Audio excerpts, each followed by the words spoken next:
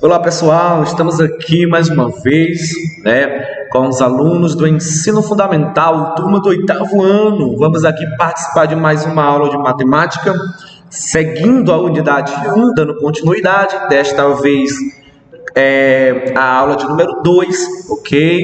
Assunto ainda de radiciação, vamos dar um passo além na aula de hoje e nós queremos desde já convidar você a pegar seu livro, acompanhar a partir da página de número 166, ok? Na aula anterior a gente viu alguns conceitos, exemplos, definições acerca de raiz quadrada e nesta aula nós estaremos diante de alguns casos diferentes, isto é, outras raízes. Então, ainda iremos continuar com a radiciação ainda neste capítulo. Vamos lá agora.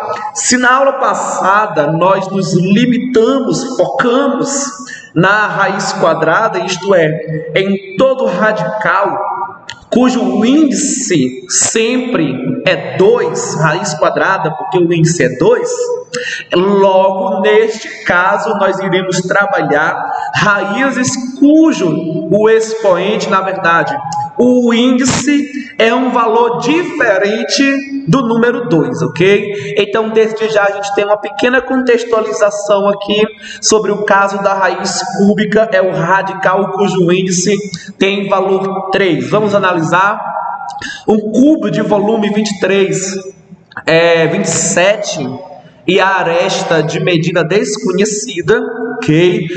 Só recapitulando, todos nós precisamos já ter esse conhecimento, que o cubo nada mais é do que uma figura espacial, porém, as suas faces são formadas por figuras planas e, em especial, formada por quadrados, tá bom?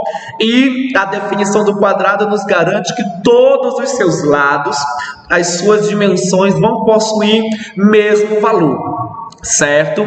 Então, bora lá. É por isso que na figura, se nós temos que a largura, o comprimento e a altura é A, então todos estes valores também tem que ser de mesma medida, tá bom?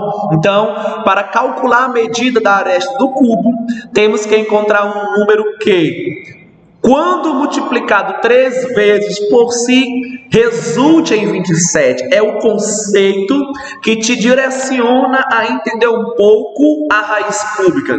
Porque se a raiz é cúbica, o índice é 3. Para resolver, eu preciso encontrar um número que é elevado ao cubo ou multiplicado 3 vezes dê o valor que está dentro do radicando, ok? Então vamos lá.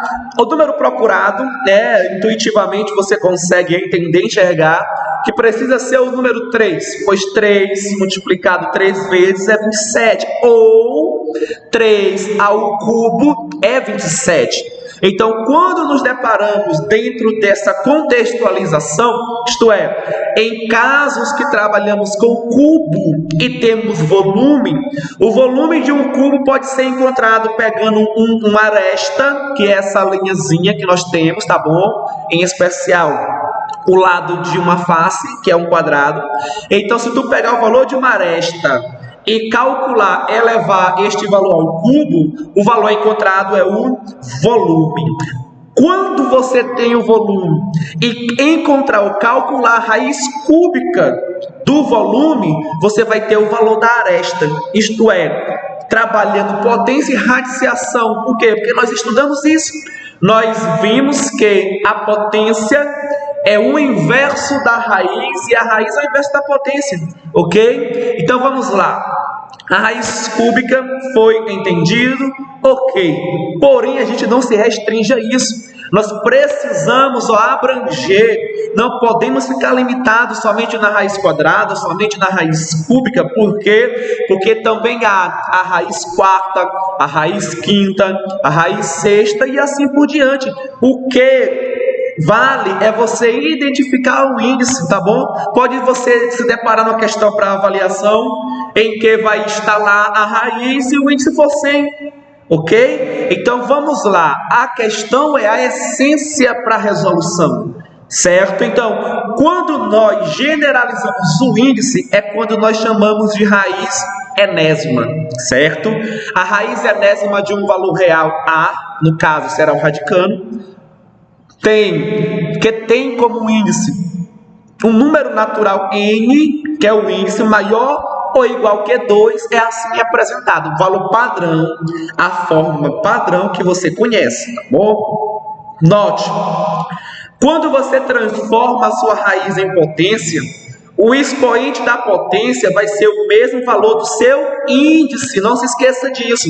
O seu radicano, o valor que fica dentro da raiz, do radical, ele vai ser a base da potência, e o expoente vai ser quem? Vai ser o valor que está no índice, é o valor do índice, tá bom? Então vamos lá, se eu consigo generalizar agora o índice e deixo de pensar somente quando o índice é 2, isto é, raiz quadrada, a gente consegue, certo, tentar entender ou sistematizar, separar alguns conceitos para ficar mais fácil para o nosso entendimento.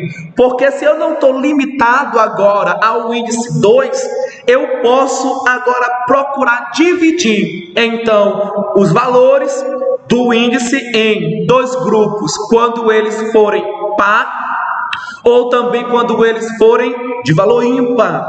Então, cada um desses casos há uma particularidade interessante para a gente ver, tá bom? Então, vamos lá. Quando o índice é par, venha comigo, a raiz enésima, tá bom? De um valor real A, perceba esse detalhe, está especificando que o teu radicando é maior ou igual que 0.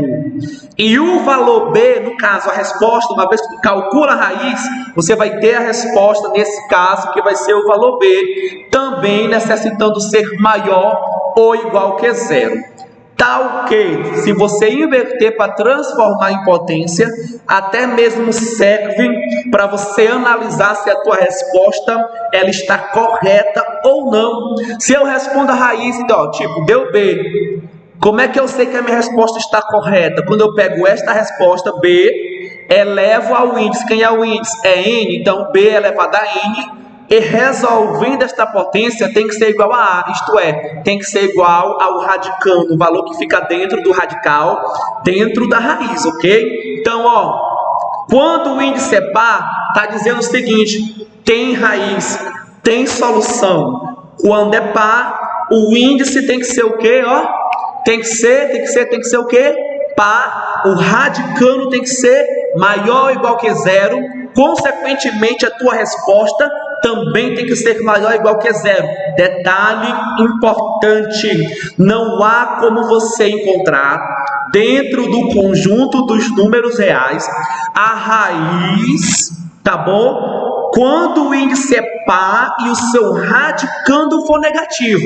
Não há solução real quando o seu índice é par e o seu radicando é negativo, tá bom? Por isso que ele especificou que se o teu radicando é maior ou igual que 0, a sua resposta também vai ser.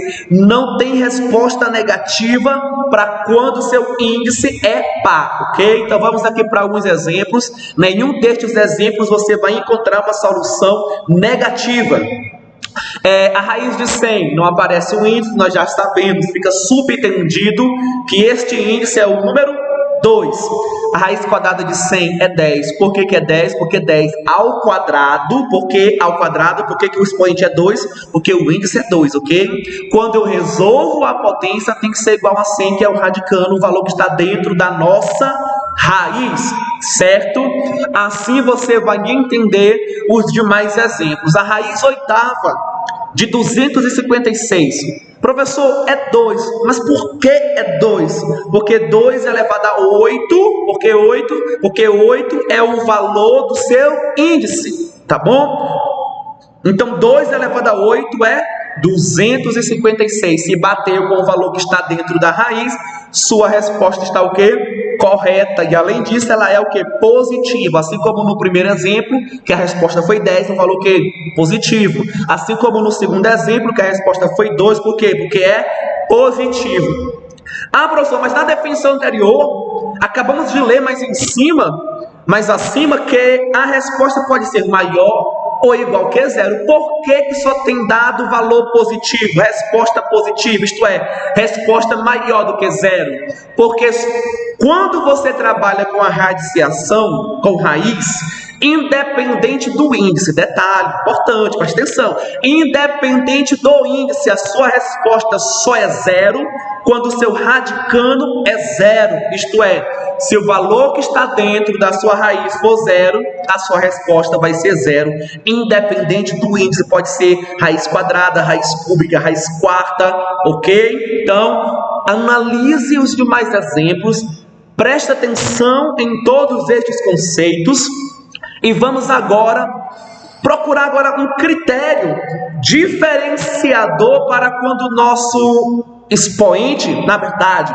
o nosso índice, tiver valor ímpar, tá bom? Página 167 do livrinho de vocês, vocês vão encontrar que no conceito, na definição, para quando o índice é ímpar, vai estar faltando alguma coisa que não tem, mas que tem na definição anterior de quando o índice ele é par, que é na questão anterior, na definição anterior, está lá entre parênteses o que nós batemos na tecla, especificamos e falamos que era um detalhe importante. Quando o índice é par, só tem resposta se o teu radicano é maior ou igual que zero, e a tua resposta precisa ser maior ou igual que zero. Quando o índice é ímpar, não existe isso. O teu radicano pode ser positivo? Pode. Pode ser zero? Pode. Pode ser negativo? Também. Por isso que não tem nada aqui de parênteses, não especificando nada. Ah, professor, e a resposta? Também tem que ser maior ou igual que zero? Não. Então, a resposta, quando o índice é ímpar, pode ser maior do que zero? Pode. Pode ser igual a zero? Pode. Professor, pode ser negativo? Também. Então, é mais livre quando o seu índice ele é ímpar, ok? Vamos lá. Primeiro exemplo aqui, a raiz cúbica de menos 8. Isto é menos 2. Por que é menos 2? Porque menos 2 ao cubo é o que? É menos 8. Aí você entende, relembra dos conceitos, das propriedades de potência. Lembra que você estudou que uma potência, quando o teu expoente é ímpar, você olha para a base, veja quem é o sinal e conserva o sinal no final, não é assim? Então, se o expoente é 3, é ímpar. Quem é a base? Menos 2 é menos, então o menos é conservado na resposta final e você responde a potência normalmente, 2 ao cubo, 8. Então, menos 8 é a resposta para o primeiro exemplo. Venha comigo devagar, analise aí compassadamente os demais exemplos, tá bom? Para um entendimento, para consolidar um pouco estas duas definições. Já entendemos o critério diferenciador entre as duas, tá bom? Então agora venha comigo para um exemplo. Coloque aí, venha comigo, página número 168. Vamos estar resolvendo aqui rapidinho a questão de número 6. Também a oitava questão, letra A. Questões escolhidas, tá bom? Que nós, através delas, vamos colocar em prática todo o nosso conceito e definições que nós temos visto nesta aula. Bora lá. Diante da questão de número 6, quando nos deparamos com uma radiciação, aonde dentro, isto é, no seu radicando, ok, há uma outra raiz, a gente precisa primeiro resolver internamente, resolver aquilo que está dentro da nossa raiz maior. Isto é, quando eu identifico que esta raiz é a maior e tudo que está dentro dela é o nosso radicano, então o radicano ainda é composto através de uma raiz. Então eu preciso fazer separadamente, tá bom? Então vou pensar o seguinte: 6 está somando com a raiz 4 de 81. Quando eu vou calcular isso, pode ser através de uma decomposição. Você pensa, olha, 81 dá para dividir por 2? Não. Dá para dividir por 3? Dá. Quanto? 27. 27 por 3, 9. 9 por 3, 3. E 3 por 3, 1. Isto é, quando você pensa na decomposição, 81 é a mesma coisa que 3 elevado a 4. Perceba, quando eu vou responder essa raizinha aqui, a sua resposta vai ser 3. Por quê? Porque de acordo com aquilo que nós estamos estudando, se eu pensar em um número que, para resolver a raiz, que eu elevo esse número a um valor que seja igual ao índice, se a resposta der igual ao número que está no radicando, então a nossa resolução está correta. Por que a raiz quarta de 81 é 3? Porque 3 é elevado a 4, porque 4, porque o índice é 4, porque 3 elevado a 4 é 81. Então, quando eu penso e transformo isso de uma forma simplificada, eu posso entender que isso vai ser igual a raiz de 6, não mudei, não mexi ainda, 6 mais, isso aqui vai dar quanto? 3, menos a raiz cúbica, olha aqui o índice, não esqueça, ó. A raiz cúbica de quê? De 29 menos a raiz de 4. Mas para esse caso é de uma forma idêntica. Porém, para essa raiz interna não há um índice visível para a gente. Logo, por definição, quando o índice de uma raiz não está visível, fica subentendido que esse número é 2. Quando eu calculo a raiz quadrada, olha aqui, ó, de 4, isso vai ser igual a 2. O sinal de menos não faz parte da raiz, tá bom? Não faz parte do radicando, está fora, certo? Então ele vai ser o quê? Conservado. Uma vez que eu entendo isso, eu vou colocar, ó, raiz cúbica de quê? De 29, que ainda não foi modificado, não trabalhei com ele, menos, ó, 2. Aqui é fácil ver que a nossa questão basicamente já está concluída. Porque eu posso pensar, ó, 6 mais 3, 9. Ah, professor, cadê o índice? Não está aparecendo. Então fica subentendido que é o número 2. Então é raiz quadrada de 9. Raiz quadrada de 9 é 3. Menos 29 menos 2, 27. Quando eu penso e entendo que isso aqui é 27, o índice dessa raiz é 3. Preciso encontrar um número que é elevado ao cubo. Por que 3? Porque é o cubo, porque o índice é 3. Da mesma forma que aqui anteriormente tem que ser 4, porque o índice é 4. Quando eu penso em um número que é elevado ao cubo da 27, isso me conduz, nos leva ao número, ó, 3. Por que 3? Porque 3 ao cubo é 27. Então, quando eu penso na raiz cúbica de 27, eu concluo que é 3. Então, eu venho e coloco aqui, ó, 3. Quando eu pego 3 menos 3, isso aqui é 0, tá bom? Então, essa é a questão de número 6. E da mesma forma, bem rápido, vamos agora para a questão de número 8, ok? A questão de número 8 é idêntica. Se você entendeu todo o passo, todo o processo da questão anterior, então você já está apto a entender a questão, a letra A da questão do número 8. Vamos lá? Tem um radicando aqui, ó, um radical grandão, enorme, e dentro, isto é, o radicando também possui algumas radiciações. Então eu venho fazer separadamente, ó, bem rápido, já entendeu? A raiz cúbica de 8 vai ser quanto? 2. Por quê? Porque 2 ao cubo é 8. Quando eu penso, não está aparecendo, fica subentendido que o índice é 2. Raiz quadrada de 100 vai ser quanto?